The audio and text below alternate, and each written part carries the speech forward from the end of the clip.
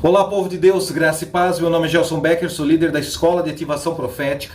E no vídeo devocional de hoje nós vamos ler o Salmo 23, um salmo conhecidíssimo que todos, usualmente, que frequentam a Igreja Católica, a Igreja Evangélica, conhecem praticamente de cor. Ele está na boca e também está na superstição popular. Por isso nós vamos tirar ele desse pluralismo religioso e receber o código, a unção relacionada da natureza de Deus que se revela como o Senhor, o meu pastor. Presta atenção. Versículo 1 do Salmo 23 diz assim, O Senhor é meu pastor, nada me faltará. Deitar-me faz em verdes pastos, guia-me mansamente por águas tranquilas. Refrigera minha alma, guia-me pelas veredas da justiça, por amor do seu nome, e ainda que eu andasse pelo vale da sombra da morte, não temeria mal algum, porque tu estás comigo, a tua vara, o teu cajado me consolam. Preparas uma mesa perante mim na presença dos meus inimigos, unge a minha cabeça com óleo e o meu cálice transborda, porque certamente dois elementos, a bondade e a misericórdia, me perseguirão, me seguirão todos os dias da minha vida, e eu habitarei na casa do Senhor por longos períodos, por longos dias. Essa tradução revista e corrigida, tradução fiel, mais clássica, mais usual. O Senhor é meu pastor, nada me faltará. Existe uma tradução mais antiga que diz, o Senhor é meu pastor, ele me será suficiente. Eu gosto muito de pensar em um Deus que provê todas as nossas necessidades, como um pastor supre e cuida do seu rebanho, mas essa tradução mais antiga me faz pensar de uma forma diferente. O Salmo 23, o Senhor é o meu pastor, ele é suficiente para mim. Ele é a fonte de toda provisão, ele é a fonte de toda inspiração, ele é a fonte da poesia, a fonte do amor, a fonte da restauração, da força que nos faz vencer os problemas do dia a dia. Eu não vou nem contar para vocês, mas ontem para hoje foram dias difíceis de trabalho, de resolver problemas, de pouca produtividade e de muita responsabilidade e muita pressão. Ontem à noite eu fui dormir e eu orei 10 minutos deitado na cama, de olhos fechados, falando em línguas baixinho, eu e o Espírito Santo, para um amigo meu que estava para perder mais de 150 mil reais. Eu apresentei ele na presença de Deus e disse, Deus, eu preciso de uma intervenção. Eu preciso que o Senhor ative o código, o poder, a unção do Salmo 23. O Senhor é o meu pastor, é o pastor desse meu irmão, desse meu amigo, e nada vai faltar para ele. Não pode deixar ele numa situação assim, desesperadora, de machucar a família dele, machucar a contabilidade pessoal dele, valores que para ele iria desestruturar o emocional de toda a sua existência. E Deus foi bom. Hoje começamos a ver um sinal do tamanho da palma da mão de um homem. Já houve assim, uma restituição muito grande, amanhã haverá o fechamento final. Nossa alma está alegre, nossa alma está leve, nossa alma está farta, porque nós experimentamos um Deus provedor. O Senhor é o nosso pastor, o Senhor é o meu pastor, o Senhor é o teu pastor, o Senhor é o pastor deles também, e nada faltará. Não só no campo material, para de ler esse texto e aplicar somente a finança. É um código profético poderoso nas Escrituras que funciona na vida financeira.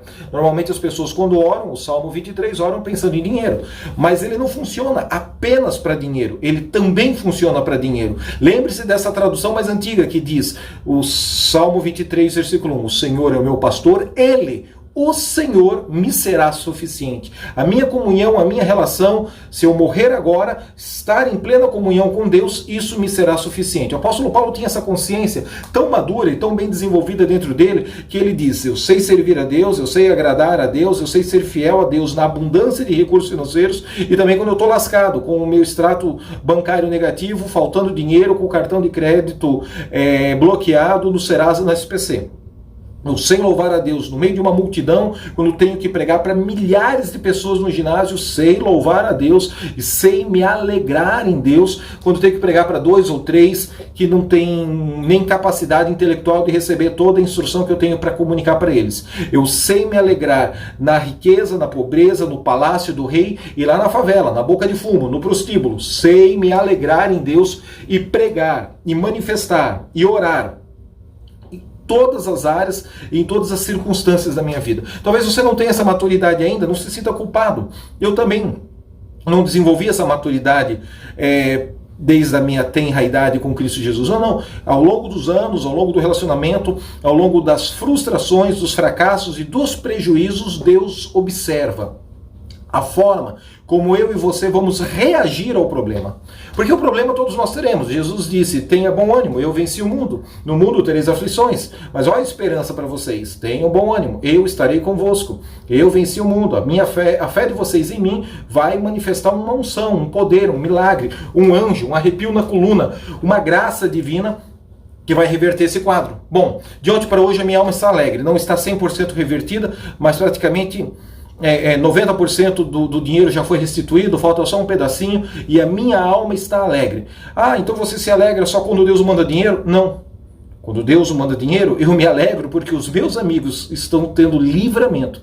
Mas quando nós oramos, focados no Salmo 23, nós desenvolvemos uma cultura de provisão superabundante. O Senhor é meu pastor, nada me faltará. Ou a tradução mais antiga, o Senhor é meu pastor, Ele me é suficiente.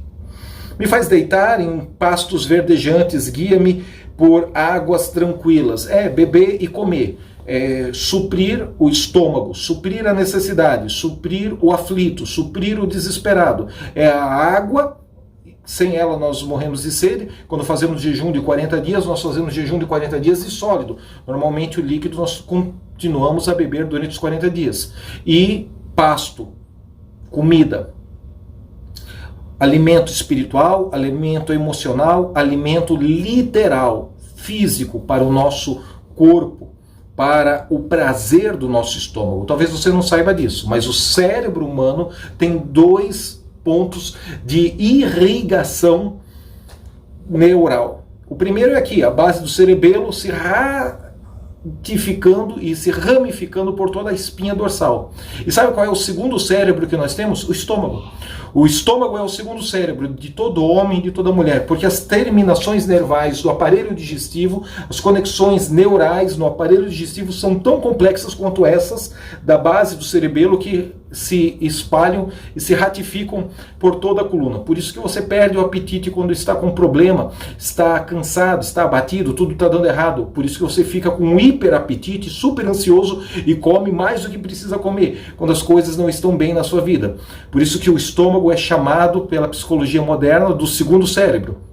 E o Salmo 23 tem uma unção que quebra essa influência maligna, essa imaturidade no nosso metabolismo. O Salmo 23 tem uma convicção: refrigera minha alma e me guia pelos caminhos da justiça. Não porque eu mereça, mas por amor do teu nome. Entenda que o Deus do Antigo Testamento, normalmente ele é experimentado e revelado como o meu Deus, o meu pastor. Ele é o meu Pai.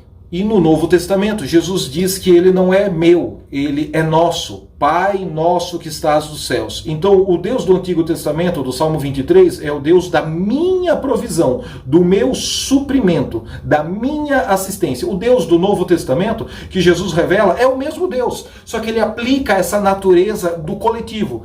Pão nosso de cada dia que nos dá hoje. Ora, a quarta, quinta petição do Pai Nosso, pão nosso de cada dia que nos dá hoje, está diretamente ligada à natureza e ao código do Salmo 23. Jesus tinha estudado, repetido e meditado no Salmo 23 muitas vezes, ao ponto de deixar que na oração sacerdotal, na oração dominical, na oração do Pai Nosso, uma petição específica está diretamente ligado a suprir as necessidades materiais aqui na terra. E Deus sente prazer de suprir as necessidades materiais dos seus filhos. Não se sinta culpado de recorrer a Ele, é isso. Não se torne imaturo de apenas adorar a Deus por barganha ou troca nas suas necessidades e nas manifestações e milagres financeiros.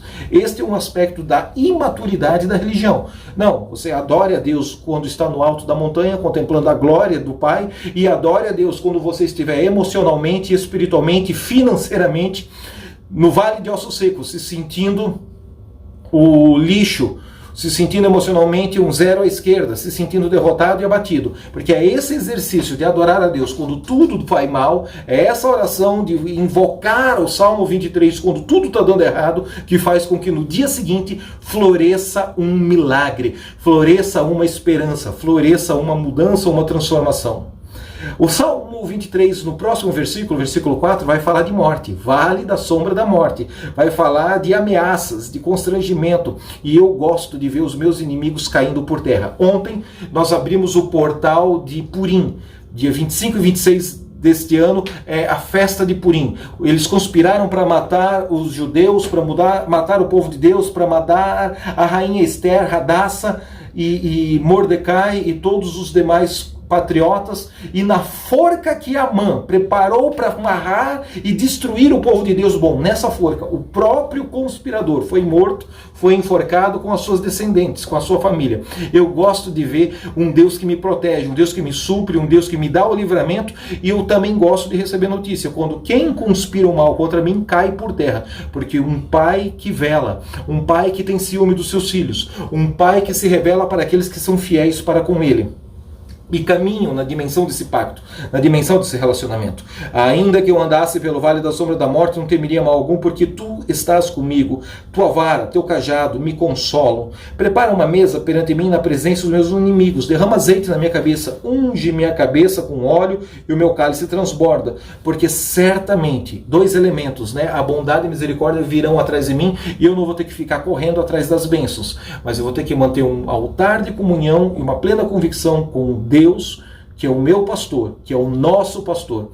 E a bondade e a misericórdia recebem ordem da parte do Senhor de correrem e de nos alcançarem, de nos perseguirem e fazerem florescer na nossa vida graça, milagre. Dinheiro que você perdeu é restituído, dinheiro que você nem iria ganhar, talvez o dinheiro que você teria que perder, Deus te dá o livramento por misericórdia.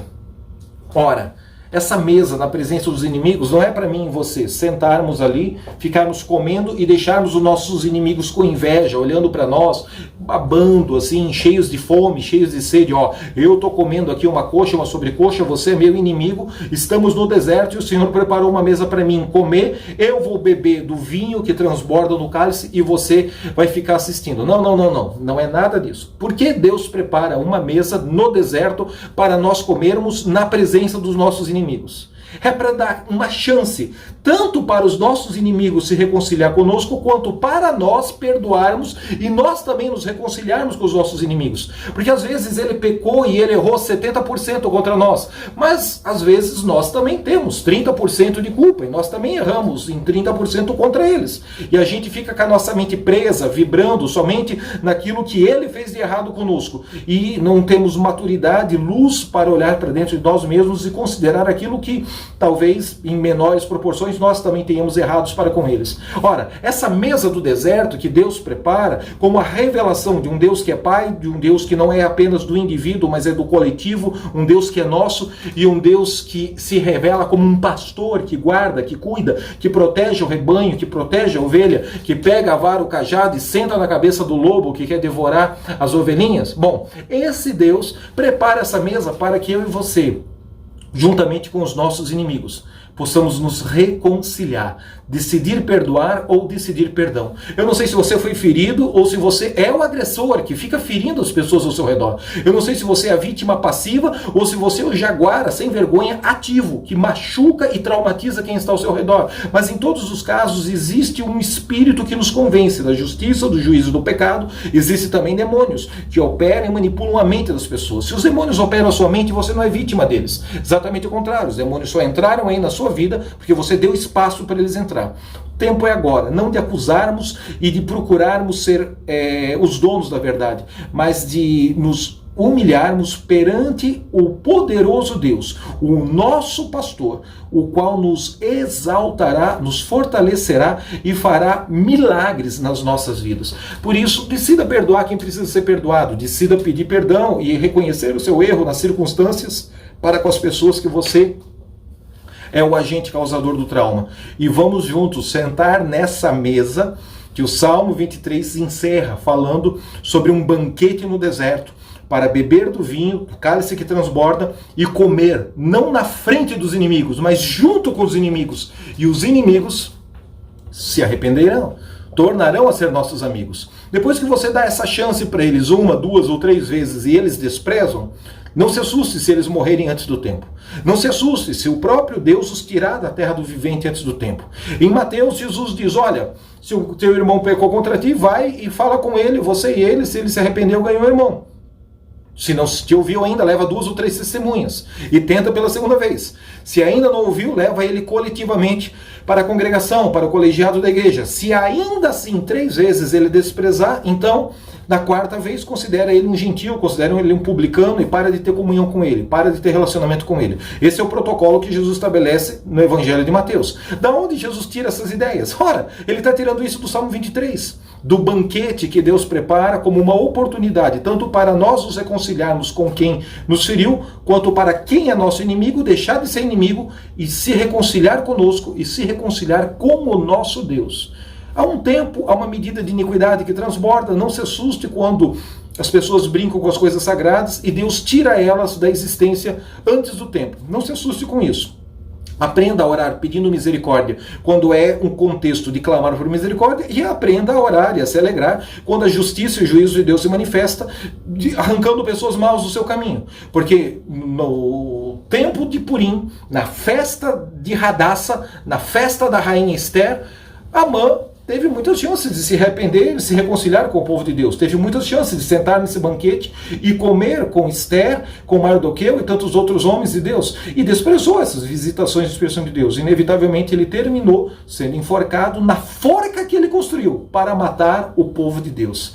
Então, a justiça divina não falha. A gente sempre torce para que o pecador se arrependa e se reconcilie com o Pai. Sempre torce para que haja cura, libertação, restauração. O tempo é esse, a oportunidade é agora, a porta da graça, do amor, da misericórdia está aberta, mas é uma decisão que você tem que tomar e ser rápido. Ore o Salmo 23, mas não como uma superstição de repetição mecânica e artificial. Ore meditando e invocando o Senhor como teu pastor. Nada faltará para você e para os teus vizinhos, para você e para os que você ama, para você e para os teus inimigos. Ore por alguém que você conhece, que esteja passando por uma necessidade financeira e precisa do código do Salmo 23. Manda para ele esse vídeo, compartilha com ele esse devocional, e receba no seu espírito o suprimento mais que abundante de tudo aquilo que você imaginou, pediu, orou ou visualizou com fé. Porque Deus, quando faz milagre, Ele supera todas as nossas expectativas. Eu te abençoo com esse vídeo para o dia de hoje. Eu te abençoo para receber a revelação de um Deus que é pastor, de um Deus que pastoreia. Entenda que esse Deus, ele não é pastor de todos, nem dos necessitados. Deus, ele se torna o pastor daquele que o elege, daquele que o escolhe, daquele que faz um pacto com Deus. Não é porque você tem uma necessidade que ele vai te suprir. Está cheio de pessoas com necessidades sem serem supridas. Deus, ele se revela para quem o invoca na qualidade de pastor, na natureza de um bom pastor. Faça isso e você experimentará abundantemente mais. Eleja Deus como seu pastor. Decida escolher Deus como seu pastor. E veja o código desta provisão na sua história. Compartilhe o vídeo, deposite sua oferta. Uma vez ao mês estamos subindo a montanha com jejum e oração. Semana passada fizemos isso aqui em Alphaville, foi um tempo glorioso na presença de Deus. E mande o seu WhatsApp com as suas necessidades. Vamos juntos unir dons, talentos, manifestar a glória do Senhor até o devocional de amanhã. Deus te abençoe, guerreiro, em nome de Jesus.